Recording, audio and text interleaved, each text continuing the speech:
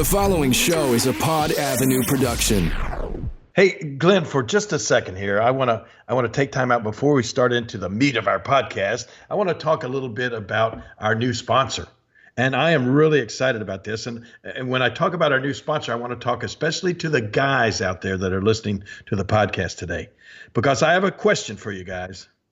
And the question is, when did it become okay for men to become lazier, softer, and even fatter? Huh? When did that become okay?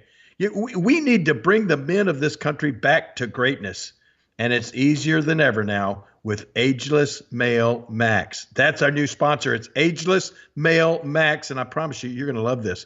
Guys, Ageless Male Max is a patent-pending formula with an ingredient that helps boost your total testosterone, promoting greater increases in muscle size and twice the reduction in body fat percentage than exercise alone. That's right, twice the reduction in body fat percentage than just doing exercise alone. It also boasts an amazing 64% increase in nitric oxide, which can be handy in the gym and in the bedroom. That's right, in the bedroom.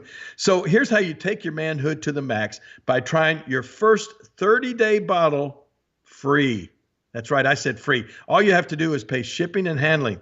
And that's not 10 days, it's not 15 days, but a full 30-day supply, absolutely free, when you text the word RULE, that's R-U-L-E, to 797979. Text the word RULE to 797979, and you're going to get a full 30-day supply absolutely free. Finally, it's a formula that boosts total testosterone. If your results with Ageless Male Max are too intense, please decrease the use. But for your free bottle, text RULE, RULE, to 797979. That's RULE to 797979. Message and data rates may apply, but you are going to love it. It's Ageless Male Max, our new sponsor, and you got to try it. Trust me.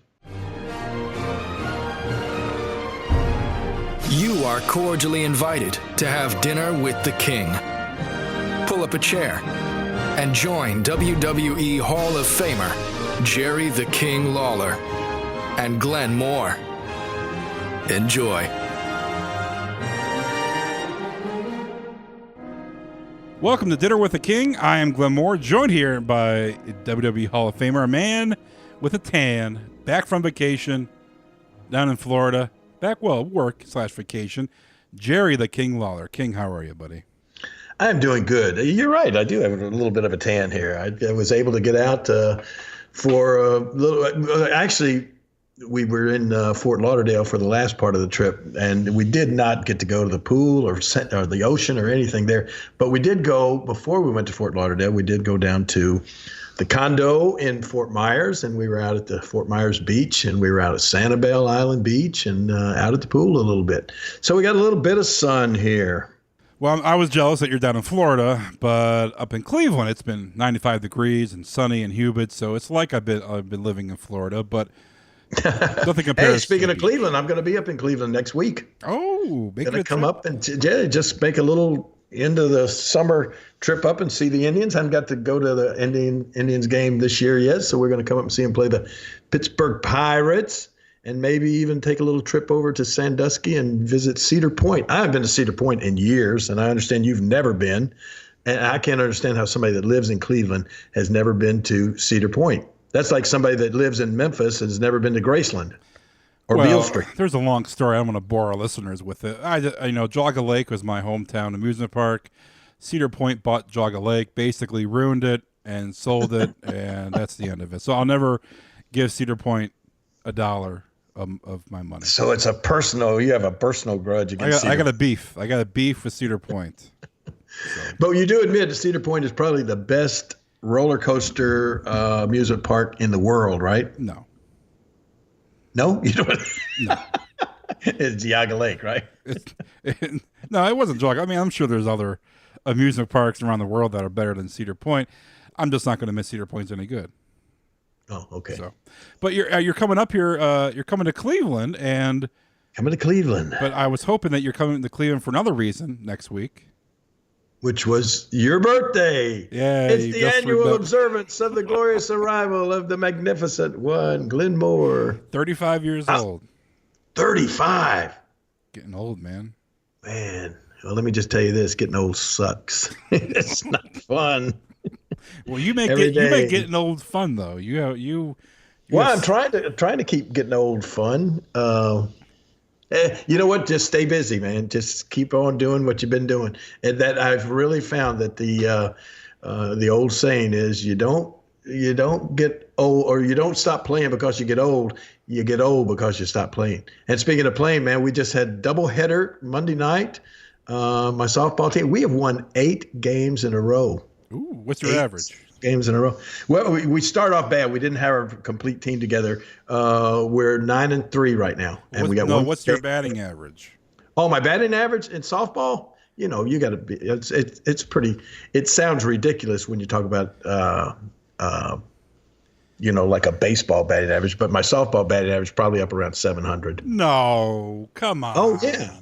A good softball batting average is, I would say between 450, 500. If you're a competitive softball, you are not batting 700, King. No way. Well, trust me. Now, do you count errors as hits? I can hit. No, I can hit, man. I hit. Come on. Do they olay? Oh, and the great thing, I mean, my whole team. That's what I got. I mean, I gotta. Man, if you don't get a hit, I mean, every time you're bad, you're just we dog you out. My guys are good hitters. We were unruled. One team in the doubleheader this week. I mean, my guys hit. Do opposing players get pictures with you? Like, Jerry, we're playing Jerry the King Lawler. Yes, they do. They go. Well, you play first base, right? Yes. So when they go to first base, they chat you up a little bit. Sometimes, yeah. Anybody talk any crap? No, never. No. Never. We got a good crew down here. If I had a softball team facing off against Jerry the King Lawler, you know what I would do? What? I would bring Dutch Mantell, Bill Dundee, Jimmy Hart. I would bring Kenny Bowl. How would you get these guys to come and play? No, they wouldn't play.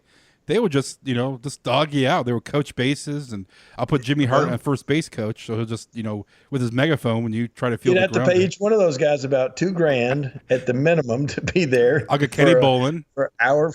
Well, you wouldn't have to pay him much. I'll get Kenny Bolin, Jim Cornette. Oh, this would be great. Just dogging on you.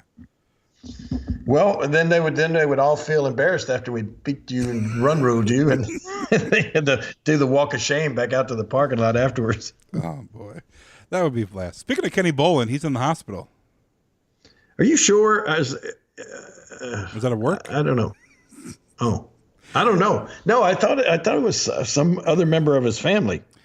No, but it's really him. No, it's Kenny. His son posted on Kenny's Facebook as. Oh. Well, you know what? I guess I saw it. It was one of. I just glanced at his tweet, I guess, or Facebook, and you're right. Now that I think about it, I saw that it was Kenny Bolin's page, and then as I just read the top thing where it said "My dad's in the hospital," so I was thinking it was Kenny Bolin's dad that was in the hospital. That can't be the case. I think his dad's passed away. Yeah, Kenny's in the hospital. I guess his leg's infected. Oh Lord! And treating it with antibiotics, and he should be home in a day or two. This was yesterday, so people are. He's one of the few people that get well cards from the nurses. When he want him out of there quickly. When he was in the hospital a couple years ago, he would call Jim Cornette's podcast from the hospital, and he would use the hospital phone, and he would do his hooting and hollering from his hospital room, and I guess the person rooming with him, asked to be moved because he was just so annoyed by Kenny Bolin, which I don't blame him. But yeah, Kenny, he's the kind of patient that created Dr. Ken Ramey, Dr. Ken Ramey used to manage the interns down here in Memphis years ago, and one of the things that somebody said about him was, he was such a mean doctor that he would keep the patient's bedpans in the refrigerator. Oh Lord! Anyway, do they still have bedpans in the hospitals anymore? I don't know. You've been in the hospital before I have. Yeah, I haven't seen one of those old metal bedpans anymore. But I used to believe that. I swear when I was just a kid and a fan and I heard that on TV about this Dr. Ken Ramey, I thought he was a real doctor. And they said, yeah, he used to keep the patient's bedpans in the refrigerator. And I thought, what a jerk. What a mean thing. What a mean thing to do. And now it's like, hey, that's fun. That's a fun prank. Yeah, that's a good line. That's a good prank. Well, for Kenny Bolin. So we wish Kenny Bolin the best. We hope he gets well soon and Yes. can. It's been over a year since he was on the podcast. We had him arrested on the show. But is his what do you call it? What do we've had him banned basically from the he was podcast. banned. Yeah, he was. Is that over with? I think. Yeah, I mean, he had a year sentence, so I think that's he's not banned from the podcast anymore.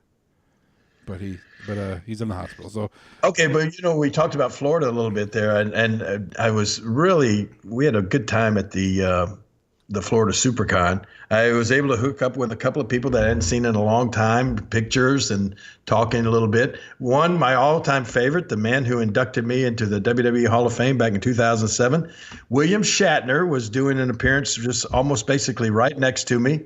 And as soon as he got there, came over and we had a chance to talk a little bit. He's like, Jerry Lawler. This is great. I mean, William Shatner is 87 years old. wow, it doesn't look it at all. Oh my gosh, he looks fantastic. He looks great.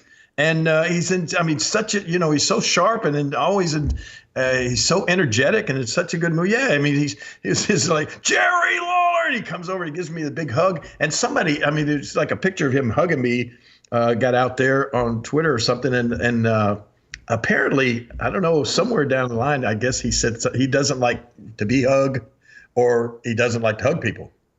So somebody put up on the Twitter thing, they said, well, he must think a lot of you because he's become very forthright about how he feels about hugs with people. So, but yeah, the first thing he said, oh my gosh, I'll never forget. I think that was the first time I ever got booed. And he said, I couldn't believe it. He said, but you know what?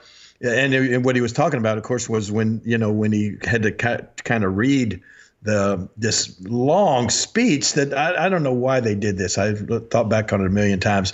They had writers write him a speech for my induction. And, let's face it. I mean, the guy's a big Hollywood movie star. He's not going to know all the ins and outs about my career. Right. And I told him later, I wish they'd have just made it really simple and just let him ad-lib, told him a couple of things to let him ad-lib the whole thing. But instead, he had to try to read this speech that they wrote. He asked me beforehand, he said, how far away is the teleprompter? And I said, oh, Bill, we don't use teleprompters. So we went, oh my gosh. So then he had to try to read. He put on glasses and tried to read the speech. And so, and it was so long. And so anyway, some of the people booed him and he said, man, but he said, that was the first time I think I'd ever got booed. He said, but you know what? He said they didn't want some phony Hollywood actor up there on the stage. They wanted a wrestling fan. And he said, but little did they know I'm a huge wrestling fan. And he said, but he said it was great and it was good to see him again. And he's out there doing just looking so good. I was just so proud of how well he looked. And people paying I think it was $90 to get a autographed picture with him. Wow. That's incredible. Not bad. They had a huge long lines, and he was there. And then also met up with a guy I hadn't seen in a few years. Did some pictures with Lou Ferrigno, the original Hulk. Yeah, Ferrigno was there, and he was signing and taking pictures with everybody, and hit on Lauren a little bit, which they say he's kind of famous for at Comic-Con. Lauren, but. Lauren went with me to work. Wow, all right. Helped work the Comic-Con. Yes, she did. I know. It's a I don't know what is going on there. It's a love-hate relationship. No, there's no hate. I mean, no hate.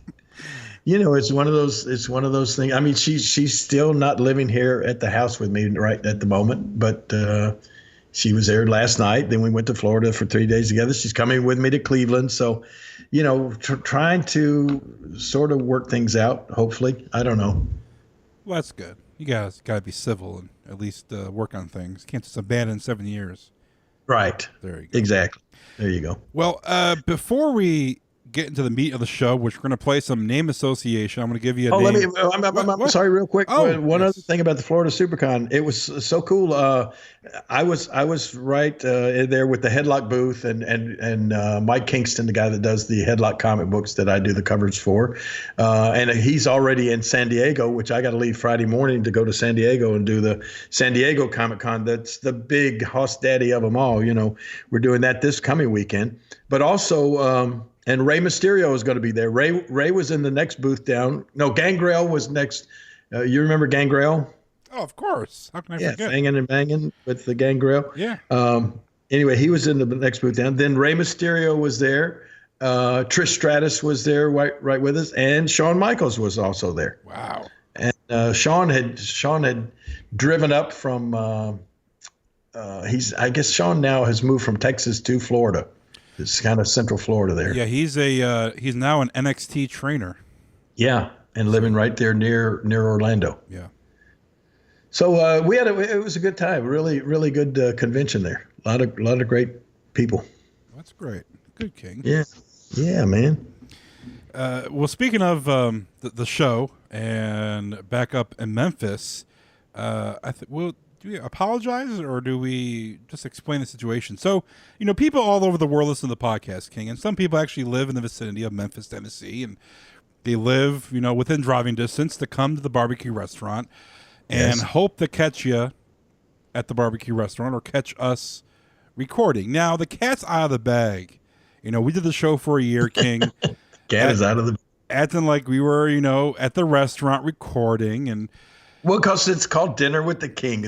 Somehow we can. I think, we were looking for, when we first started doing this, we were looking for a tie-in to help promote the new restaurant.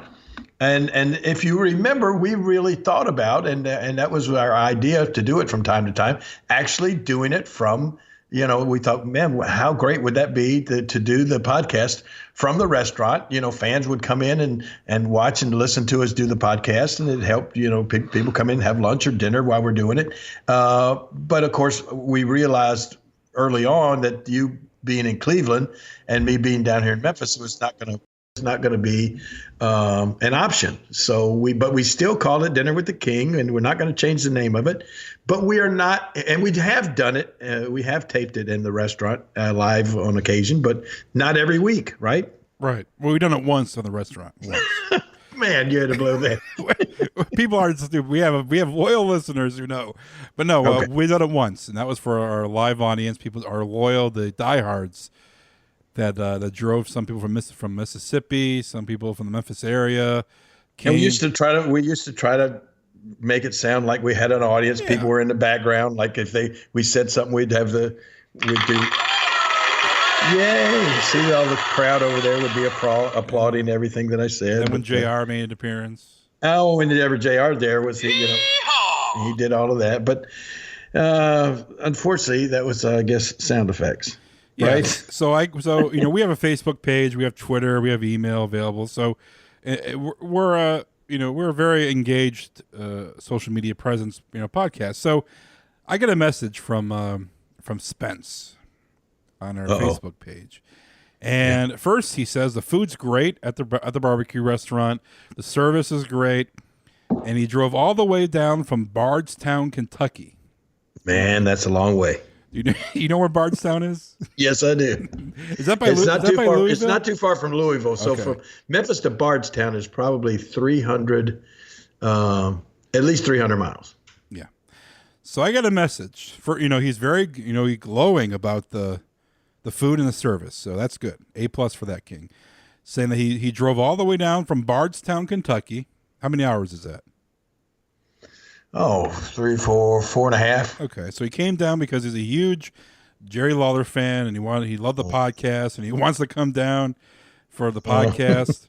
And he gets there, and the people working, he asks about when the podcast recording, and people say, oh, they recorded here once.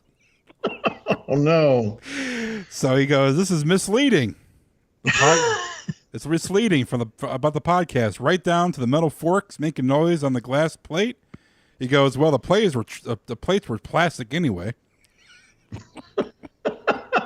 Man, he really went into detail, right? Yeah, so he was very upset, and he goes, "I should get an autographed picture or something for the disappointment."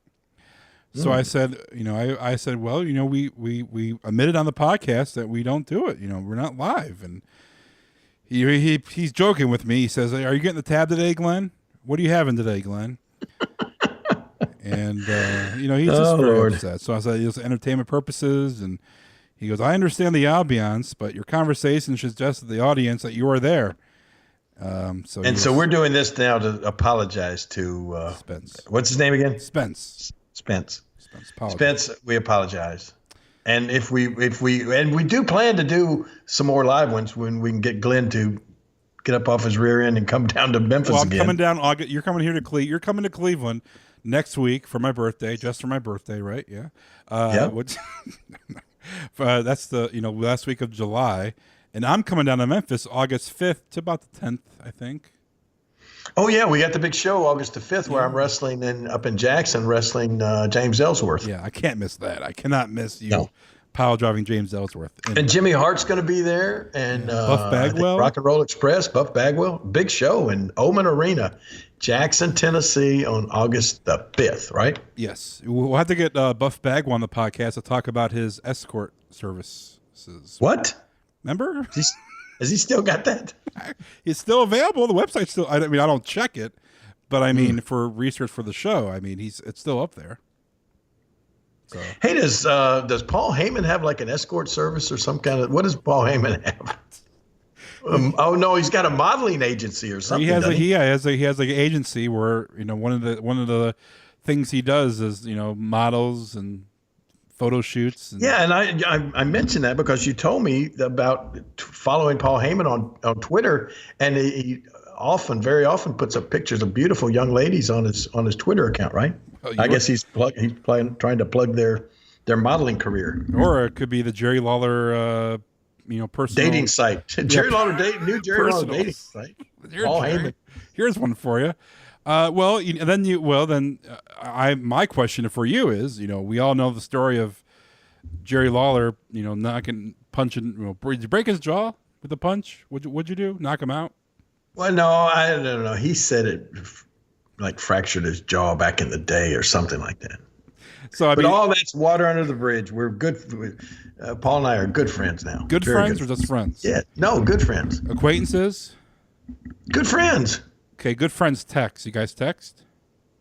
I have text Paul, yes. All right. We hung out, the three people that hung out together the whole time when I was in Saudi Arabia at dinner. Okay, but you're in Saudi Arabia. It's not like you can go anywhere. You can leave the hotel to go anywhere. Well, but there were hundreds of wrestlers over there, and the guys were hanging out with their friends, and we had a table, me, Paul, and JR. All right. Well, but that was one of my name association. And we're talking about old times.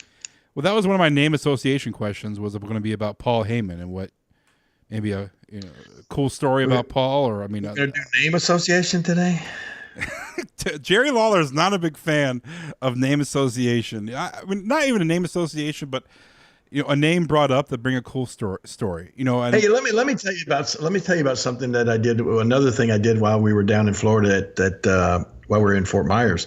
We have this Edison Mall is near us. That's another cool thing about Fort Myers. Did you know that one of the things that Fort Myers is famous for, it was a summer home of three very famous individuals, and they lived like all right next door to each other back in the day.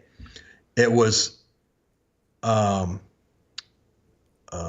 what's his last name was Firestone. I don't remember if his first name was Roy, but anyway, the guy that first invented automobile tires, right? Okay. And his next door neighbor was Henry Ford. Oh wow. And his next door neighbor was Thomas Edison. What? Yes. Okay. So there's so many things named after Thomas Edison in Fort Myers. The big mall is Edison Mall. The big college there. They have just changed the name to Florida Southwest or Southwest Florida, but it was Edison College. But it's one of the most amazing tourist attractions to go to Thomas Edison's home and museum there and just see. This guy may have been the smartest guy that ever lived. I'm telling you, he was a genius, and he invented so many things that you just don't give him credit for, because you see this stuff on a daily basis, but you don't think about Thomas Edison. But he invented so many things other than just electric light bulbs. Movies. Thomas Edison invented movies. The whole, it was crazy. But anyway, where was I going with the Thomas Edison and those guys? Well, you said the mall is named after him. Oh, Edison Mall, yeah. Come on, King, back on track here. I get hit on the head a lot. But anyway, yeah, at Edison Mall, there's this big bookstore called Books A Million. And I don't know what Lauren was doing. I think she was in Victoria's Secret or something. Ooh. And so I went down to Books A Million, and I just looked in the section, and here was these several different WWE books, really nice, really cool. I guess they've been out. Some have been out for a little while. Like have you seen the Raw, the first 25 years book? I have not. I have the WWE Encyclopedia that came out. Yeah, that's cool. That's cool. I think this came out just right after we did the big 25th anniversary of Raw. Okay. Not all that long ago. And then there was also the WWE book of top 10 list. Have you seen that? Top 10 puppies? No. No. But there were some cool things. It's a really nice book. It's called the WWE Book of Top 10s, and there's just tons of top 10 lists that were in this book. Let's see. Well, give me an example. Give me an example of a top 10 here, King. Okay, here you go. Top 10 announcers. Sports entertainment announcers play a vital role in bringing the action to life. Whether veterans of the ring or career announcers, these personalities heighten the excitement before, during, and after a match. All right, hold on. I never seen these lists before. This is obviously a WWE produced book, right? Right. Okay, right. So it's not like as an outsider. So they're naming their top 10 announcers of all time. Okay, so this is not like a Smark or no. This Dave is Meltzer. This is WWE. WB. Okay. All right. So number 1 is JR. Well, you want to go for number 1 or you want to go number 10? Okay, number 10. Let's go number 1. Okay, number 1 has to be JR. Good old JR, as he is known, has been announcing sports entertainment matches for more than 35 years. He is number 1. Okay, number 2. I want to say Jerry the King Lawler, but I feel like it's not. It is not. Michael Cole. And now that I see this, I realize that maybe it wasn't just WWE. However, the majority of them were WWE, except number 2 is Gordon Solie. Oh, okay. An announcer for 35 years. Many commentators have mimicked his precise, serious style. Okay. Number 3. Jerry the King Lawler. Bobby the Brain Heenan. Bobby the Brain Heenan, okay. After decades as a manager, Heenan popularly moved to the broadcast booth in 1986. And Bobby was, he was one of the best of all time. All right, who's number 4? Oh, jeez. You. No, I'm still not number 4. Mean Gene Okerlund. Okay, now, okay. He's not. I guess he wasn't like a commentator, but he was definitely an announcer, and this is top 10 announcers. Gene joined WWE in 1984 and was famed for his interviews with top superstars such as Hulk Hogan and the Iron Sheik. Right. Number 5. Jesse the Body Ventura. Number 5. Jerry the King Lawler. Oh, wow. Okay. It says a former superstar, Lawler became an announcer in 1993. Yeah, what does that mean? He's not a wrestler. Lawler became an announcer in 1993 and is known for his sharp one-liners and affinity for ladies. What the? They put that in there? Yes. Oh, my God. Yes. Oh, well. Number 6. Michael Cole. Michael Cole. For 20 years, Cole has been calling some of the biggest matches on Monday Night Raw and SmackDown. It's boss time. There you go. Number 7 was... Jim Cornette. Nope, Jim did not make the top 10, nor did the guy that you said a little before, Jesse Ventura, didn't make top 10. Paul Heyman. He did not make the top 10. Ooh, Vince McMahon. Number 7 was Gorilla Monsoon. Oh, wow, that's kind of low. Gorilla Monsoon served as a commentator for more than a decade in the 1980s and 90s, most notably paired with Jesse Ventura and Bobby Heenan. All right, so where are we at? Number 8? Number 8. Oh, jeez. I can't believe they put this guy as number 8. Corey Graves. Nope. Joey Styles. What? Yes. No. I swear, number 8, Joey Styles. Styles is famous for his catchphrase, "Oh my God," which always ratchets up the excitement. Cat fight. Oh my God. Yeah. Number 9 is Howard Finkel. Oh, the Fink. I always want to ask you this. When he made like his appearances lately, and he always screws up, or you guys are always laughing at him. Well, I just heard just not long ago that Howard is in really, really bad health. Yeah. Not good at all. Yeah, not good at all. Well, what was up with you guys? May have had a stroke. I'm not sure, but I just know that he's not doing well. Listen, who's number 10? Who do you think is number 10? Top 10 announcers. I don't know. Lillian Garcia. Okay. Well, while she is primarily a ring announcer, Garcia also sings the Star Spangled Banner at some events. Huh. Now here, across the page from that, this is really good. This kind of irked me. Top 10 sports entertainment venues. Okay. Across the world, many arenas, stadiums, and halls have hosted big live events that have delighted the WWE universe. Number 1 is definitely Madison Square Garden. Number 1 is Madison Square Garden. Number 2 will have to be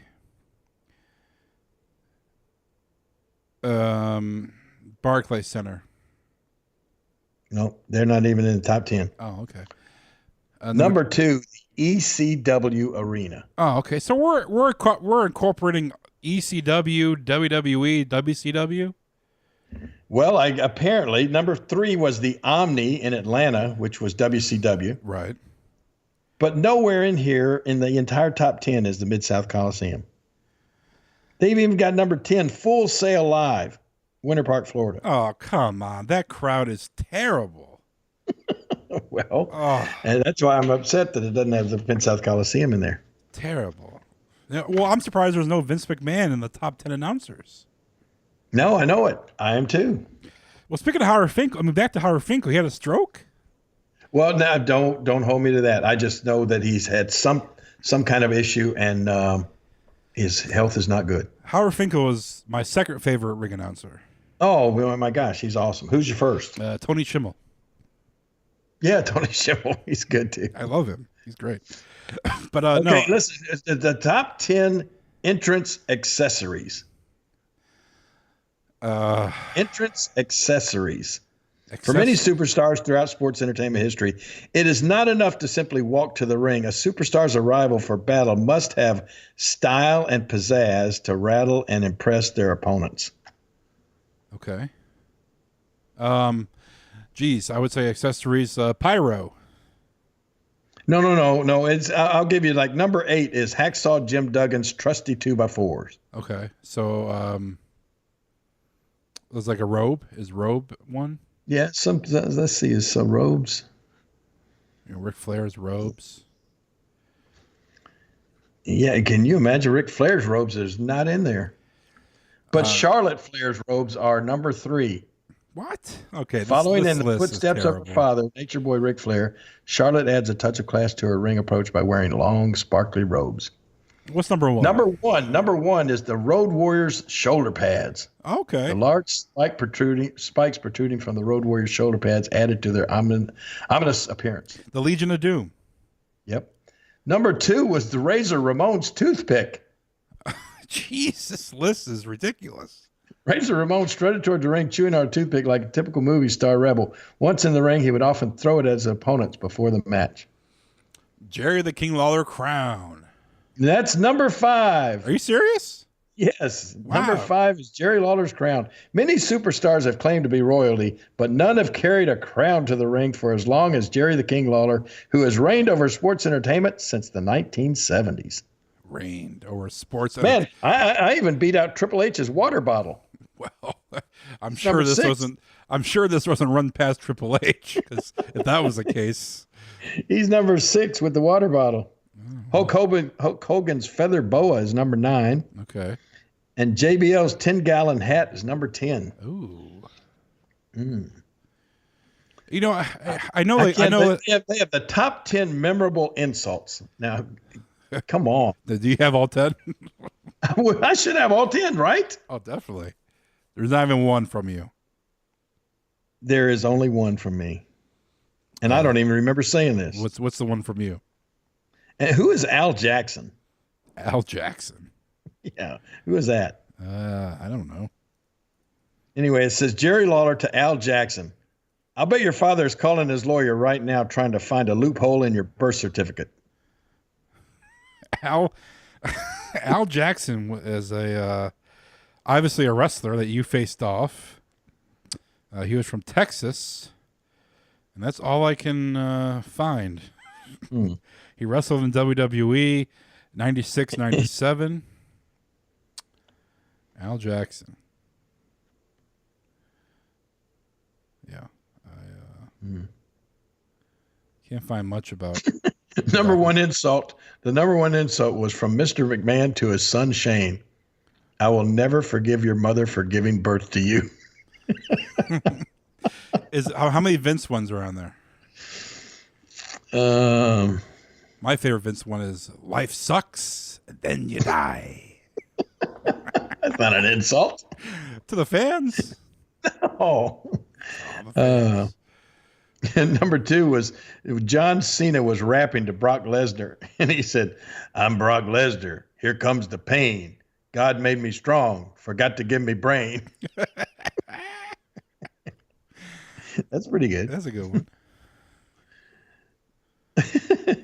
Edge said this to Billy Gunn. He said, "You sound like a human vacuum cleaner, managing to suck and blow at the same time." Oh, you can't put that in the book. It's in the book. What do you mean? There are some good ones. All right, that's a good list right there.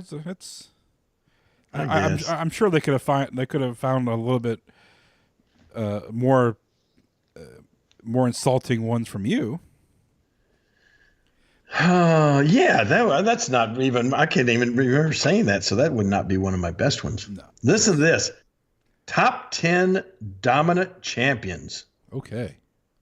Holding a championship is one thing. Becoming one of sports entertainment's most dominant winners is something else entirely. Well, to do that, we know you're not on this list, so. Right. To do that, a superstar must crush their challengers in such a convincing fashion that they leave no room for debate as to who should be holding the title. The only point of discussion should be their exact place among the all-time greats. Well, Brock Lesnar.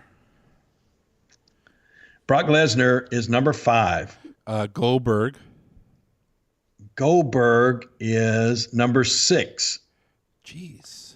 Yeah, Brock Lesnar. Lesnar only lost the WWE World Championship at WrestleMania 31 because Seth Rollins suddenly created a triple threat match and pinned Roman Reigns. Number 6, Goldberg. After an incredible 173 match winning streak, it took an electric cattle prod for Goldberg to be defeated. Vader? Vader? Nope. No. Geez, 5 and 6. I don't know. Give me some. Well, let me tell you who's number 4 on the list, above Brock Lesnar and Goldberg. Don't say Roman Reigns. Jerry the King Lawler. What? Lawler ruled the United States Wrestling Association, winning the world title more than 24 times. Wow. All right. Well, then they are okay. Well, they are encompassing a lot more than just what they own. Then I guess, huh? Like WCW, ECW, WWE. They're going outside of that too. Nick Bockwinkel was number 7 between 1975 and 87. Bockwinkel held the AWA championship 4 times for a total of 8 years. So Hulk Hogan was number 8. Okay. The Road Warriors number 9. China was number 10. Nobody could beat China for the WWE Women's Championship. She retired, still holding the title. So who's number 1? Well, number 3 above me was Bruno Sammartino. Okay, that's a good one. After a title reign lasting almost 8 years, Sammartino held the WWE title again for more than 3 years. Number 2, John Cena. John Cena has kept his place at the top of the industry for a decade, becoming a 15-time world champion. Number 1, Don't Tell Me. Okay. God, what's his name? It's coming. I don't remember his name. You will never guess this. Yeah, I will. It says he's a prolific winner. He's won 17 single championships and also owns the record for most tag team titles, which was 14. Oh. Jeez. I don't know. Who? Edge. Edge. His prolific winner Edge has won 17 single championships and also owns the record for most tag team titles. Wow. That's but look at that list. Edge, John Cena, number 2, Bruno Sammartino, number 3, and Jerry the King Lawler, number 4. Wow. They're giving you some props. Wish they would have do it, on live TV more often. Yeah, followed by Brock Lesnar, Goldberg, Nick Bockwinkel, Hulk Hogan, Road Warriors, China. Yes. All right, here's the last one out of this top 10 that I'm going to go to. And I'm proud of this. It's the top 10 wrestling royalty. Well, of course, Jerry the King Lawler. Some superstars let success go to their heads and they want to be treated like royalty in the ring. They demand respect and the royal treatment from everyone they encounter. Number 9 was King Mabel. Remember King Mabel? Yeah. This phrase king size might have been coined just for me. The world's largest love machine. Yeah.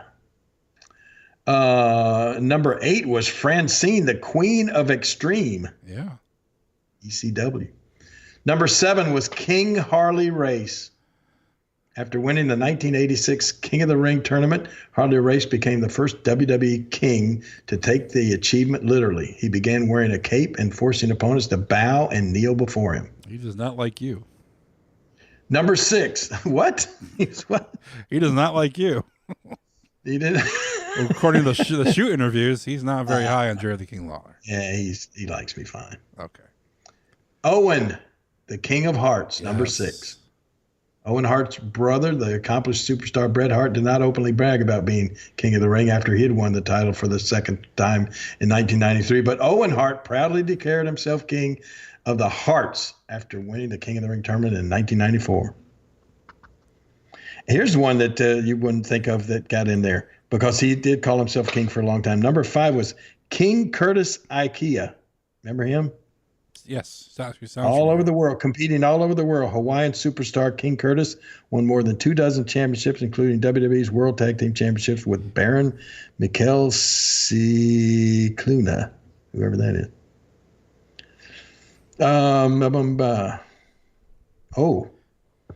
Number 4 is royalty. She's the $1 billion princess. Stephanie McMahon.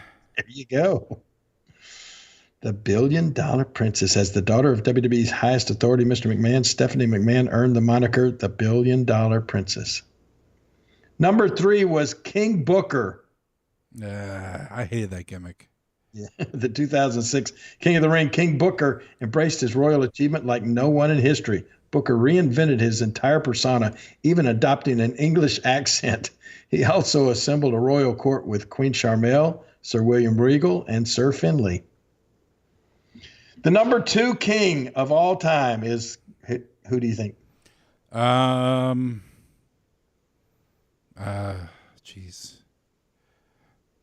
I don't know. Who? Macho King. Randy King. Savage.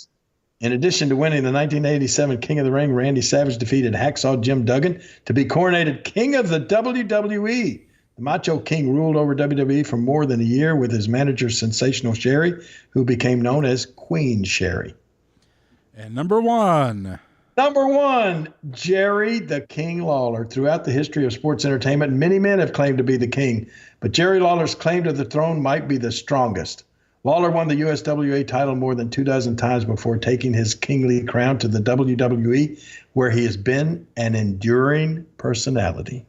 Enduring indeed. Oh boy, that was kind of fun thing there. Yeah, a lot of. You really gotta check out the this Raw first 25 years. There, I didn't realize I was so popular. Well, not popular, but prominent in the first 25 years. Especially, I mean, when I go back and look through this thing, the King's Court. Remember when I was doing the King's Court? That was had a lot of influence. Oh, definitely. There's a lot of different incidents. You know, you got William Shatner in the King's Court. William Shatner. One of my favorite was Tiny Tim was on the King's Court. I mean, there's just a ton of different memories for you, even before the Attitude Era. You know, obviously, it was Stu and Helen Hart up at the Manhattan Center. You know, those, insulting them during Brett's match. That's a moment that should be in there. And obviously, you got Sable showing her puppies. Obviously, with during a lot of matches that you were involved with. So I mean, there's a lot of commentary too that you provided with all these moments. So there's a ton of moments on there. I'm sure that involve you. Yep. Here's one. Here's one picture of me in 1994 interviewing Bret the Hitman Hart and Diesel at the same time, and it says 3 WWE superstars are synonymous for their rivalries with the Hitman Bret Hart. Jerry Lawler was a constant thorn in the Hart family's side. Diesel competed against Hart for the WWE Championship in an epic Survivor Series match the following year, and Shawn Michaels would later end Bret Hart's active WWE career during a Montreal screw job in 1997. And on this, it says on this occasion, all three men, Jerry Lawler, Diesel, and Shawn Michaels, attacked the Hitman simultaneously in a heinous ambush. Yeah, heinous. That's a good word. Beat him down. Oh, how many pages is that book, though? Which one? The top 10.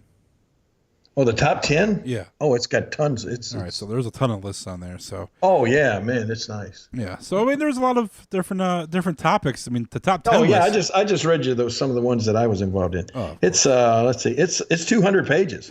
Wow, that's a lot of lists. 200 lists.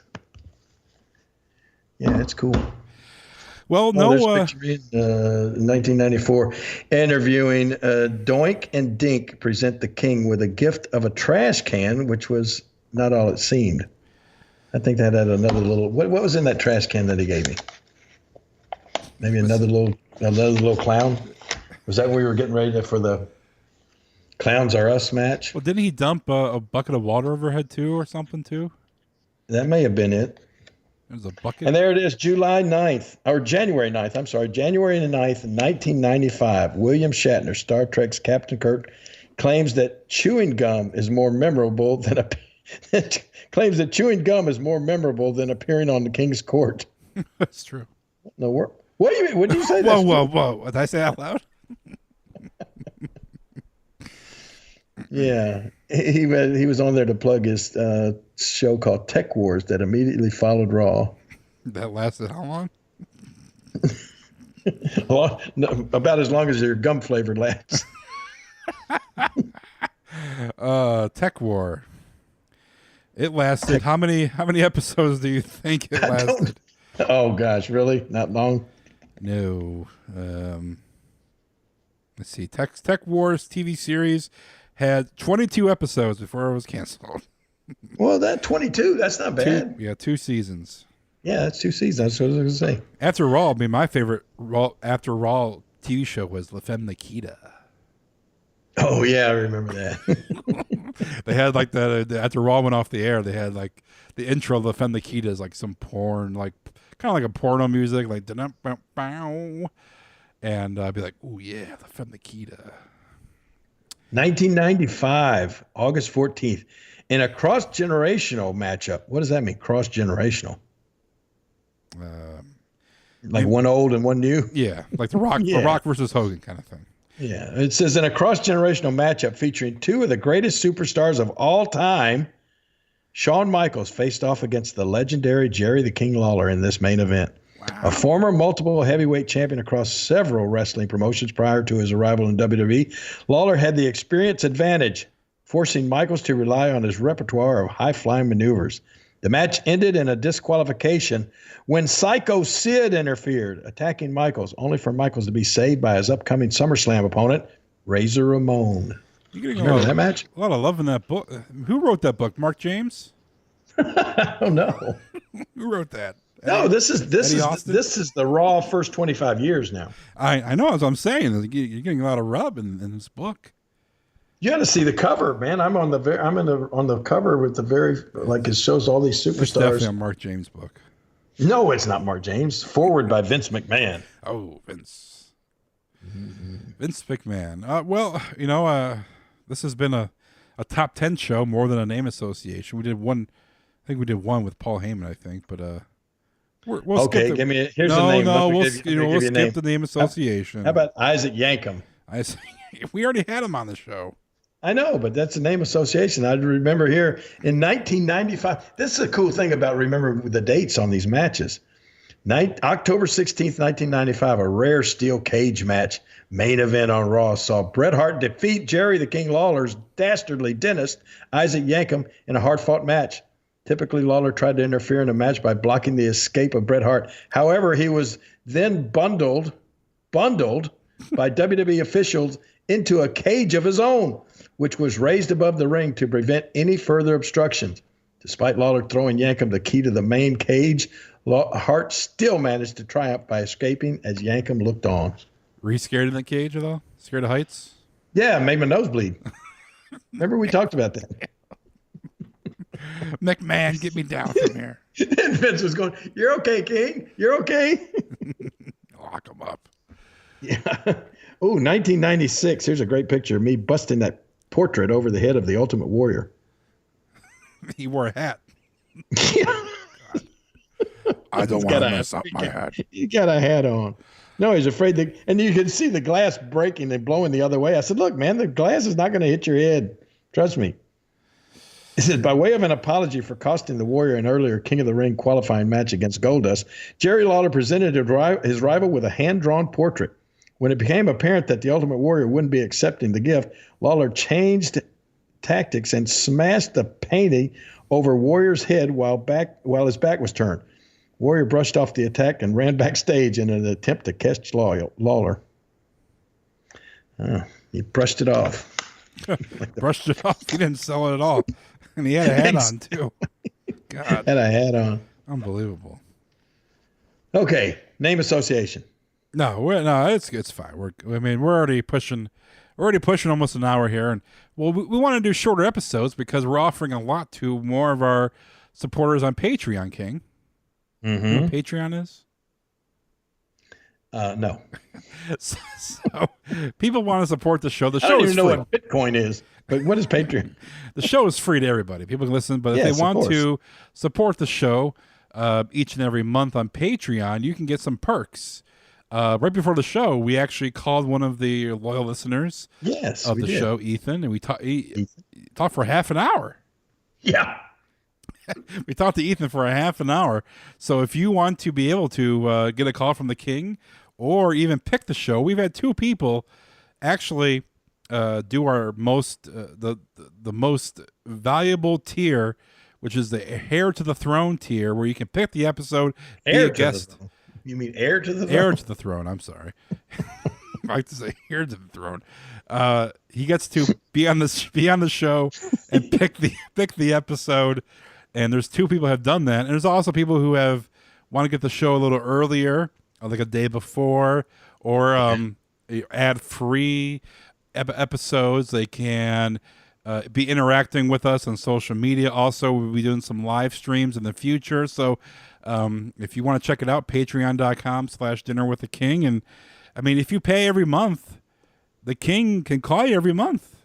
Yes. It's like the King is checking up on you. We'll be like, not pen pals, we'll be like phone pals. Phone pals. And you can get a Skype call from the King. You can actually see King while you're talking with him. Wait a minute. Yeah. I mean, I gotta get cleaned up before I do the podcast. And also, like I said, you could pick the episode if you want, or if you just want to, the King can record your voicemail greeting or a short message to a friend. You can get different perks for the podcast itself. You can get your name mentioned on the podcast as well. So there's a lot of different perks. And speaking of getting your name mentioned on the podcast, we do have some people who have earned the right to have their name heard on the podcast, King. Yes. That's how popular we are. People want to I have like their that. name. I like that. What's it called again? Patreon. So we have Jonathan Stevenson. Yes, Jonathan Stevenson. David Johnson. Oh, of course, David Johnson. And Stephen Dixon. Stephen Dixon. And Stephen Dixon and David Johnson will be picking an episode. And I want to say Stephen is leading towards a bonus episode about superheroes, King. Oh, I like that. Oh, there's a superhero right there. There we go. So I think it's Steven, but and then I think David is he's still deciding his episode. But you get to be a guest. You can be the third voice of the show for a week. Yes, that would be exciting. And more? There's more. But wait, there's more. If you want to do the episode where you pick the episode and you're a guest, you'll get an invite to have dinner with the King.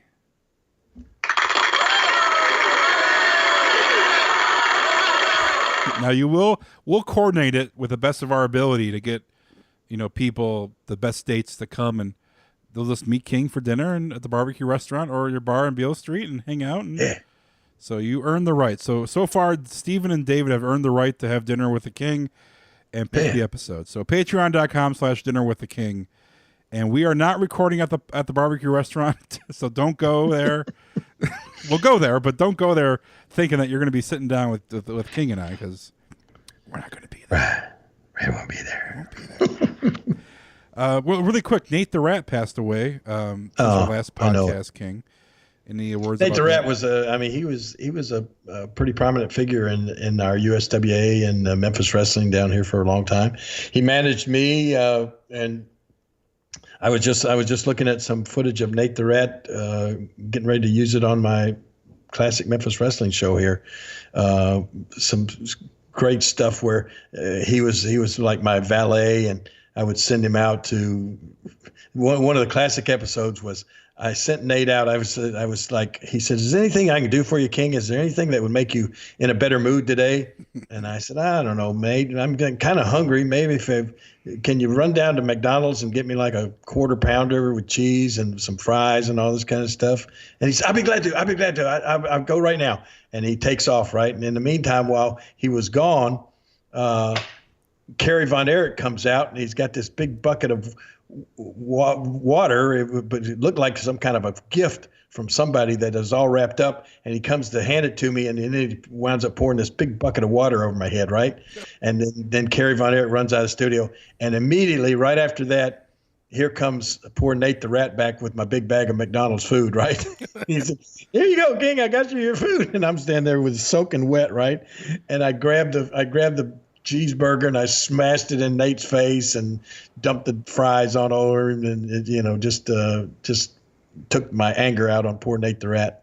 But yeah, he actually came down and was going to work for us on Beale Street. You use doormen that are these high profile people that stand outside your door and kind of talk people into the restaurant. He actually was going to work. He had done that once before, and he was going to work at our restaurant. He tried it a couple of days, and I don't know, it was like right in the middle of summer, and he said, "King, too hot out there for me." So, but yeah, Nate was a good guy, a good friend. King, where are you going to be this weekend? I'm going to be in San Diego Comic-Con this weekend. There you go. And then the following week, I'm going to be in Raleigh Comic-Con. In between that, I'm going to be up in Cleveland. Watching a couple ball games. I got a lot of traveling on my plate here. Well, I hope to see you when you're in Cleveland on my birthday. Okay, of course. Oh, you're expecting a gift? We may not see. I don't need any gifts. I mean, if I you don't want need to, no sneaking gift. if you want to give a gift, I mean, Oh, it's totally fine. maybe. We shall see. We shall see. But yeah, I want to go back. I want to go over this Raw first 25 years some more. There's some good stuff in there that just brings back good old memories. Just looking at Taz. Remember the time when Taz came out and called JR a redneck scumbag, and good old JR. He jumped up and he got in Taz's face, and then finally I wound up hitting Taz for JR and led into all that kind of stuff. That was in 2000. Remember your match with years ago. You and JR teaming up against Lance Storm and William Regal? Yeah. No, I don't remember that. Really? No? You don't remember? Really? No? No. There, Bischoff came on stage and was berating JR, and Bischoff said, you have a match with Lance Storm and William Regal, and your partner is Jerry the King Lawler. Oh, daddy. And then they had a match, and JR won. He got the win. Yay. He got the pinfall. What did I say to that, don't you? I think it was in Oklahoma, too, because they had the Oklahoma band in the stands. Yes. Usually something bad happened to JR whenever we were in Oklahoma, but that was one night that something good happened. Yeah. Got a victory. And you're in Cleveland. There's always something bad happens to you when you're in Cleveland, too. Exactly. Remember the horrible time I had to wear the Ravens jersey out to the ring? You loved it. No, I did not love it. I most certainly did not. You came out. Was that for SummerSlam? I think so. You came out for SummerSlam. Yeah, I believe it, when you were like, "Oh, I left 2 tickets for Art Mordell. Where is he?" God, they had to pain you to say that stuff. No kidding. And then remember when you got hurt, when you got put through a table, and Michael Cole said you had anal bleeding? Okay, I remember that. Was that a rib from Vince? Yes, of course. God, Michael Cole said, he said, all of a sudden Vince comes on and it said, say the king had anal bleeding. I love Vince. That's great. And Michael Cole said, what? Anal bleeding. Anal bleeding. Say it. I was like, what? Anal bleeding? What's going on? King, you all right? God. That was it. Right. Anyway, is that it for today? I think that's it. Like I said, go to Patreon, go to the podcast page. I wanted to talk about Jerry Jarrett a little bit. We'll do that next time. We'll do it next week. I got another Jerry waiting on me right out the side there. Jerry Calhoun. But check out Jerry Jarrett's podcast, podavenue.com/Memphis, called Booking Memphis Wrestling. Next month, King, we're going to have a collaboration between podcasts. We'll talk some Memphis wrestling with Jerry Jarrett next month in August. I think have we ever had Bill Dundee on the podcast yet? We have not. That's one that I would love to have you two guys sitting face. Is he going to be at August 5th in Doman Arena? Is he going to be there? I think he is, yeah. All right. So what we'll do, we'll just set up the podcast thing, and if anybody wants to come over and talk, I mean, it's wide open. So we can have a whole slew of guests. I like it. So we'll do that August 5th. So, and James Ellsworth is going to get it. Yes, he is. He's going to get it big time. Big time. Not from you, but from me. All right. All right, King. We'll talk to everybody next week here on Dinner with the King.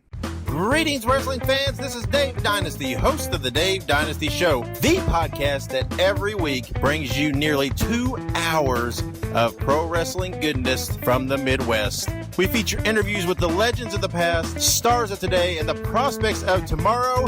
We have segments that feature classic wrestling audio, whole episodes devoted to the history of Midwest pro wrestling, and much, much more. Do not miss an episode of the Dave Dynasty Show. We are available on all podcast platforms, or you can access past episodes and all of our social media links by visiting davedynasty.com. Be good, be safe, and keep on growing.